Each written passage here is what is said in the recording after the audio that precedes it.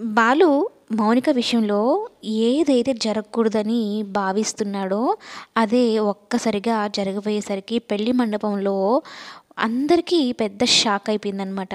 ముఖ్యంగా చెప్పాలి అంటే, బాలు ఆ పెళ్లి ఆపేయాలని ఈ సంజుని కిడ్నాప్ చేస్తాడు. అయితే సంజు వాళ్ళ మనుషులే పోలీసుల గెటప్‌లో ఉంటారనమాట. మామూలుగా రాజేష్ ఏంటి, మన వెనకాల పోలీసులు ఫాలో అవుతున్నారా, వాళ్ళకెలా తెలిసుంటుంది అంటే, ఆల్రెడీ ఈ సంజు వాళ్ళ నాన్నతో చెప్పుంటాడు. ఏదైనా జరగరానిది ఏమైనా జరిగితే నా మనుషులు పోలీస్ గెటప్‌లో ఉన్నారు, వాళ్ళే వస్తారు అని చెప్తాడనమాట. అలాగే బాలుని వెంబడిస్తారు, సంజుని పట్టుకుంటారు. బాలుని ఒక గదిలో కట్టి పడేస్తారు.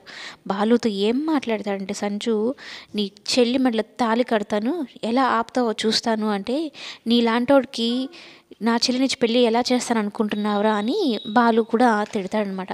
అయితే బాలునేమో అక్కడ కట్టిపడేస్తారు, రాజేష్‌నేమో కొట్టేస్తారు.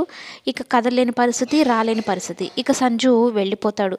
వెళ్ళేసరికే అప్పటికే మౌనిక మెడలో తాళి పడిపోయి ఉంటుంది.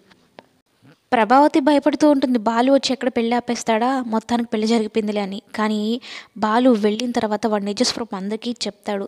కానీ మౌనిక నమ్మదు. ఎందుకంటే మీ అన్నయ్య నన్ను కిడ్నాప్ చేశాడు అని సంజు చెప్పగానే కోపం వస్తుంది. అన్నయ్య నువ్వేనా ఇలా చేసింది అని. ఇక అంతా జరిగిపోయింది కదా, పెళ్ళైపోయింది, అంతా అయిపోయింది.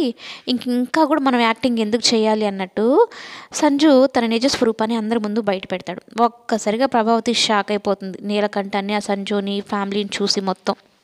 బాలు నెత్తి నోరు కొట్టుకున్నాడు. వాళ్ళు మంచోళ్ళు కాదు, వాళ్ళ ఫ్యామిలీ మంచిది కాదు, చెల్లిని అక్కడ ఇవ్వద్దు అని. విన్నదా డబ్బు చూసుకుందే తప్ప, ఇప్పుడు మౌనిక అక్కడికి వెళ్ళినప్పటి నుంచి కష్టాలే. అత్తగారు మంచిగానే చూసుకుంటారు, కానీ ప్రేమను పంచాల్సింది, ప్రేమగా చూసుకోవాల్సింది భర్త కదా. మరి ఇలాంటి సైకో సంజుతో మౌనిక ఎలా కాపురం చేస్తుంది? ఇప్పుడు మీనాని ఎలా తిడుతూ ఉన్నారు ఇంట్లో, అలాంటి పరిస్థితి ఇప్పుడు మౌనికకైతే వచ్చిందనమాట.